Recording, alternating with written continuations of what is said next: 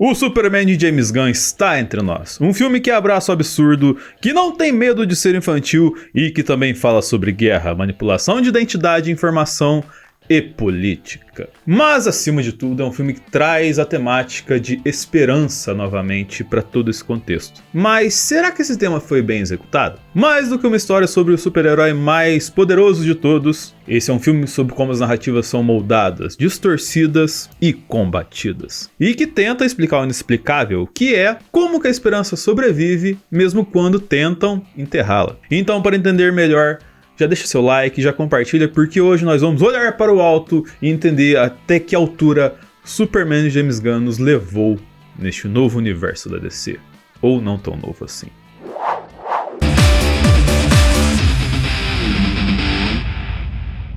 E aí galera, sejam muito bem-vindos a mais este analisador. Chegou finalmente o dia que nós vamos falar de como que foi a incursão mais grandiosa de James Gunn no universo de quadrinhos até hoje.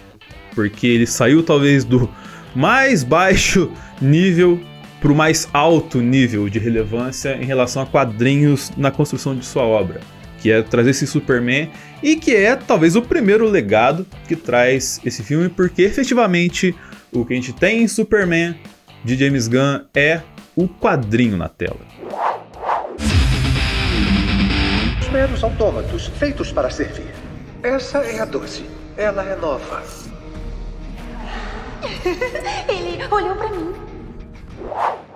E eu digo isso porque o James Gunn não tem vergonha nenhuma de soar infantil nas, vamos colocar, propostas que ele coloca no seu filme. Isso é muito importante porque a gente vai concluir lá no final. Porque através dele abraçando essa, entre aspas, pegada infantil, ele também abraça o absurdo. Só que ele consegue abraçar esse absurdo trazendo uma lógica funcional pra ele, que você assiste e você não acha aquilo que nem a galera fala, pô, mas que mentirada tá acontecendo ali. E um exemplo disso é o óculos do Clark Kent, que é uma piada no universo do filme ali. Tem eles falando a piada da magia do óculos, no caso do Guy Gardner, mas não tem isso definido. Tipo, as pessoas não entendem. E faz parte do lore dos quadrinhos e tá tudo bem. E aí o filme tem várias questõezinhas muito, vamos colocar assim, fora do normal, que é onde James Gunn sabe trabalhar muito bem assim. Como, por exemplo, o fato da Eve trair o Lex Luthor com o Jimmy Olsen diz muito, mas muito sobre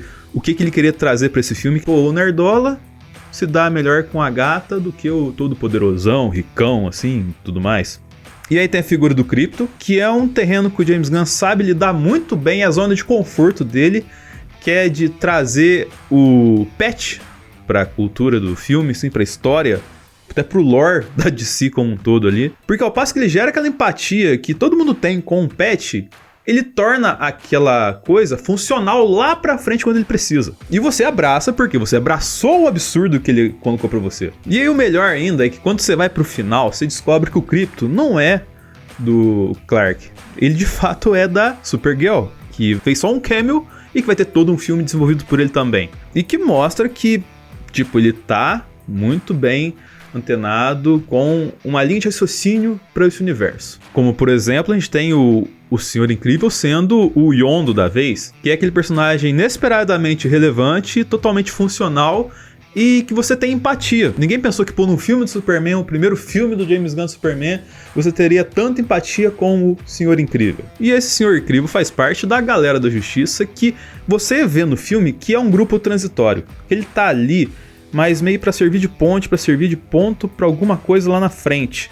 Assim como o Peacemaker, que aparece nesse contexto todo num momento estranhamente natural. E esse ponto estranhamente natural diz muito sobre como o James Gunn enxerga aquela tragédia que é o filme do Flash. Mas que isso é um papo que a gente vai falar mais pra frente nesse canal aqui. E além, obviamente, das trocentas e mais trocentas e várias referências, tanto visuais quanto de narrativa na hora de compor esse Superman. Tem muito quadrinho clássico ali, tem muita coisa que você se sente abrindo de fato um quadrinho, ali de fato tem um quadrinho na tela. O James Gunn soube fazer muito bem o tal do quadrinho na tela, que todo mundo fala que a Marvel executou tão bem tantos anos, né? Parecia que você tava abrindo uma HQ do Superman e vendo o filme, assim. O filme, ele traz uma vibe de uma semanal, sabe? Ele não é aquela coisa gigante, graphic novel, uma mega história, não. Ele é uma história semanal, assim. Onde fica grandioso? No talento do James Gunn. Como, por exemplo, ele sabe usar o slow motion na hora que tem que usar o slow motion, que é o quê? No momento que acontece algo muito rápido, ele deixa essa cena lenta e vê o que aconteceu nesse momento rápido. Mas é não usar de modo, vamos dizer assim, inútil. O modo que ele usa a trilha, apesar que nesse filme a trilha não é tão marcante, mas a trilha que tinha que ser marcante, ele soube usar muito bem. E principalmente a ótica que ele tem para entregar para os atores, que é algo que ele faz muito, muito, muito bem. E que só com essa ótica que ele ia conseguir tratar de temas tão complexos e, digamos assim, que as pessoas têm medo de falar, como política. Não é um homem. É uma coisa.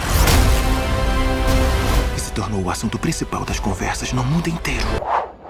O começo do filme lembra muito aqueles quadradinhos de primeira página que estão no contexto da história. Imagina que tem uma página dividida em 4 partes assim, e tem um quadradinho aqui e outro aqui, a cada uma dessas 4 partes dando o contexto da história. Em cada uma dessas 4 partes você vai tendo um zoom maior em um lugar. E esse lugar é onde cai o Superman, que é onde começa a narrativa da história, que é a primeira queda de um Superman de 3 anos de atividade. Inclusive ele constrói tudo em cima do 3, né? 30 anos, é 3 mil anos, é 300 anos. E por que ele teve uma queda? Porque ele interferiu numa guerra. No caso, a guerra entre Ralampur e a Borávia. Que aí surge o Martelo da Borávia, que é o primeiro cara que, vamos dizer assim, dá uma porrada e derruba o Superman. Que vem pelas mãos do Lex Luthor, que é, cara, um acerto. Não dá pra falar que ele fez isso baseado na realidade, mas ele é diretamente uma crítica ao Elon Musk, ou Elon Musk para os mais próximos, que é aquele bilionário provocador midiático que adora ter atenção voltada pra ele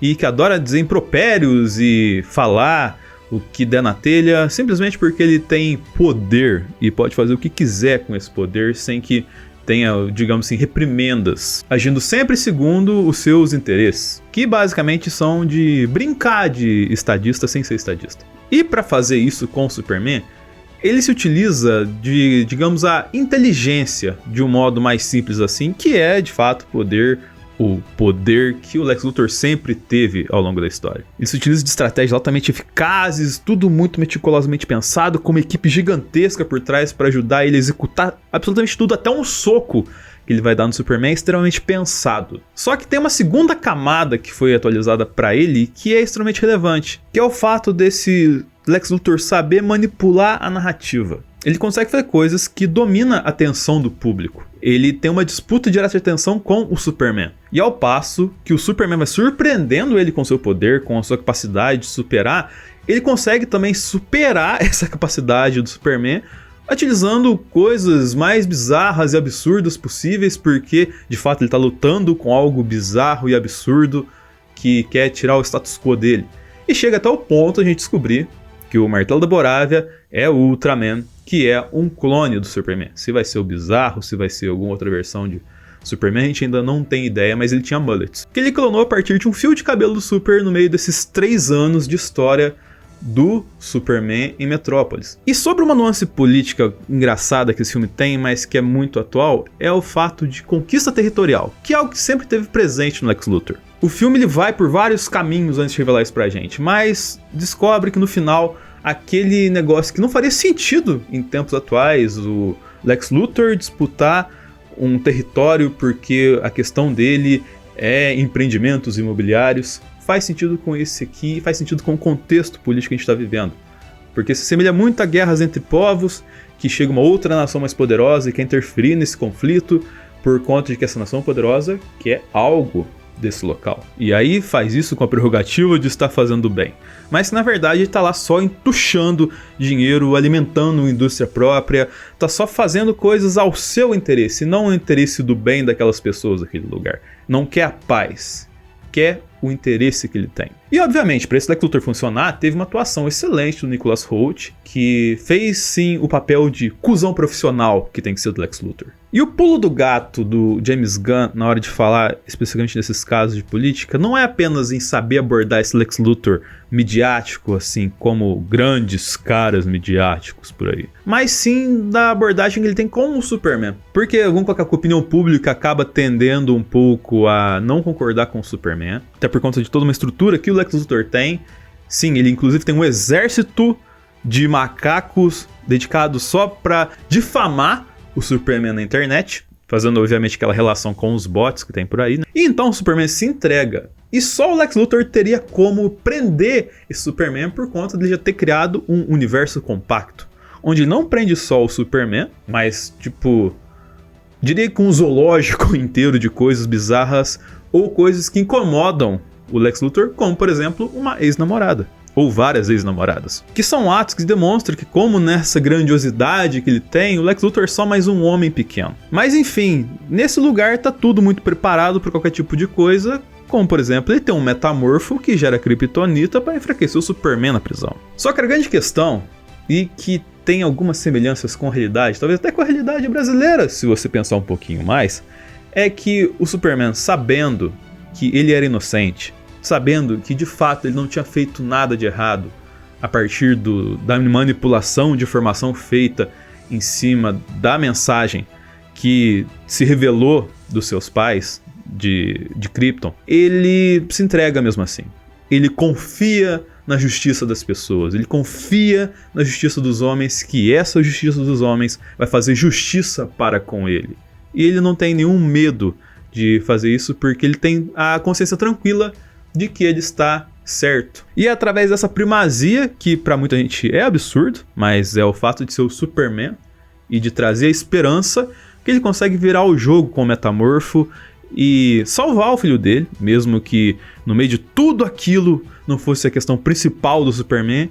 Ele tem empatia para ter essa barganha com ele e conseguir escapar da prisão. Não importa o que aconteça, assim, se é muito grandioso, se é pequeno, ele vai saber agir com quem tem que agir e quando tem que agir. E essa confiança que o Clark, que o Superman tem nas pessoas é que faz tudo dar certo. É o que faz as crianças na Borávia ou no Jalampur ali chamar por ele. É o que faz as crianças, depois que ele derrota o Kaiju, ou melhor, que ele pousa o Kaiju no parque, irem abraçar ele, que é ele ser humano de verdade, humano como nós.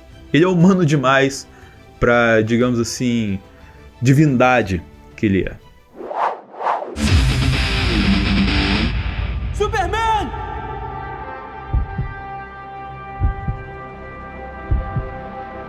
Ô amigão, olha pra cima.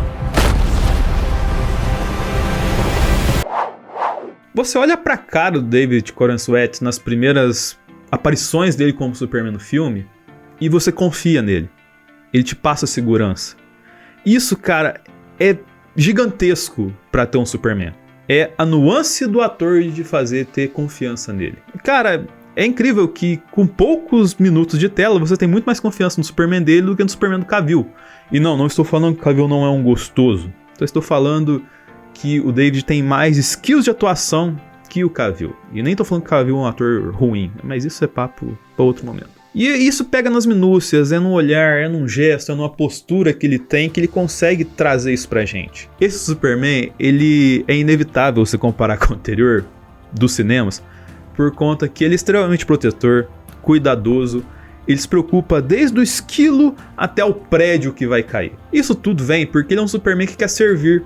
Ele quer ajudar os outros, ele quer ser útil para essa humanidade que acolheu ele, mesmo que essa humanidade nem sempre queira acolher ele. E eu digo isso não só da nuance do Superman, mas também da nuance do Clark. Você tem que ali a relação Clark e Superman é semelhante à relação Peter Parker e Homem-Aranha, que qualquer pessoa com, sei lá, um pouquinho mais de atenção sobre os dois espectros vê que eles são a mesma pessoa. Só que quem é mais desatento assim, ou que não tem o foco, ou que não suspeita disso por causa do óculos, não percebe. Mas você se sente acolhido por ele. E isso é gigantesco por conta de que acaba que se torna o Superman um filme de família, porque você tem a afetividade, e ao mesmo tempo um filme que fala de questões, digamos assim, políticas, de uma forma didática que todo mundo entenda, desde a criança até o velhinho vai entender as movimentações de quem que é o ícone do bem, quem que é o ícone do mal, porque tudo muito bem estabelecido. E o principal é que você vai sentir a dor dele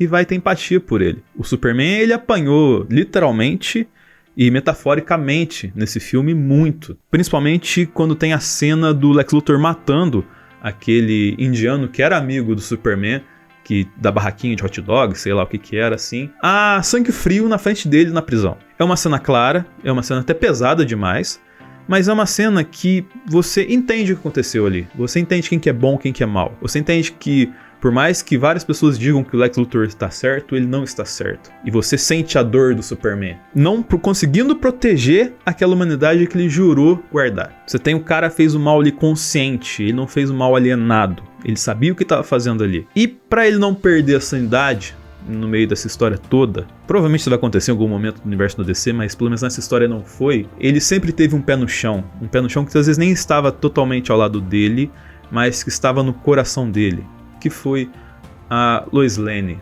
que era a fagulha de esperança que sempre acendia no coração dele nos momentos mais complexos.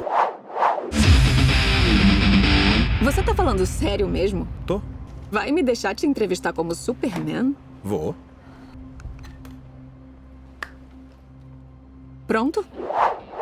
A Lois Lane da Rachel Brosnahan, eu faço uma crítica porque eu achei que ela apareceu pouco, mas o pouco que ela apareceu muito bem. Porque ela ficou clara em essência do que é uma Lois Lane, que é movida pela verdade e pelo amor. Ela ajuda muito ao Superman ver o que ele ainda não entende sobre essa humanidade que abraçou ele. Ela é ativa, ela toma protagonismo na situação, ela é moralmente muito bem direcionada e acaba que ela não é só um suporte para ele, ela é um farol.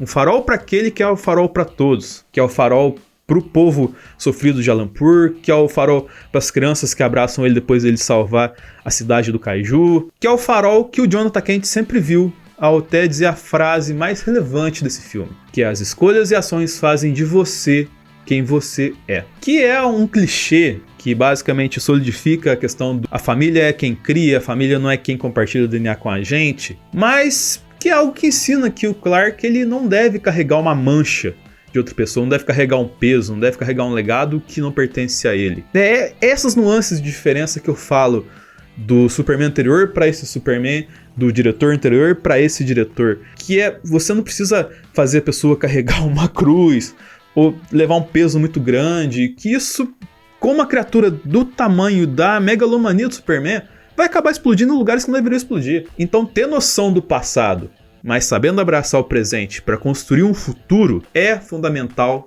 e é o que tem esse Superman do James Gunn. Porque é assim que se constrói uma esperança para um futuro de verdade. A maior força do Superman desse filme é ele ser humano como a gente é. Que mesmo com tudo ruindo, com tudo dando errado, aquela criança lá de Jalampur fez aquela bandeira do Superman porque ele acreditava naquele cara, naquela figura, naquele ícone, naquela divindade. Mesmo que não seja aquela divindade que tenha salvado ele, foi, por escolha de roteiro, a galera da justiça. Mas o que fica é que o James Gunn fez um Superman que é puro legado de quadrinho, que é puro legado de coração e que é um Superman que deixa mensagens muito relevantes pra gente. Um filme que efetivamente entende o maior herói de todos, que é menos sobre o poder e mais sobre escolhas, que é mais sobre quem você inspira ao longo deste caminho. E aí eu te pergunto, a esperança voltou? Pra mim é claro que voltou, porque você olha o universo da DC que tem um caminho norte muito legal a ser seguido e que parece que tem um cara que tá bem, vamos colocar assim, claro no que ele tá vendo e no destino que ele quer chegar. A DC efetivamente tem nos cinemas um ambiente legal e tranquilo para construir todo o seu universo ou continuar crescendo seu universo efetivamente. E sobre esperança, além das questões que eu falei no filme, tem outras questões que eu citei aqui quando eu falei do trailer. Mas também, se você perdeu a esperança e tá sofrendo sobre essas questões do capitalismo, você tem isso aqui que a gente fala de Round 6 e todas as peculiaridades que acontecem nesse contexto complexo. Então isso, espero ter gostado do vídeo, curta, compartilhe, favorite, se inscreva e até o próximo analisador.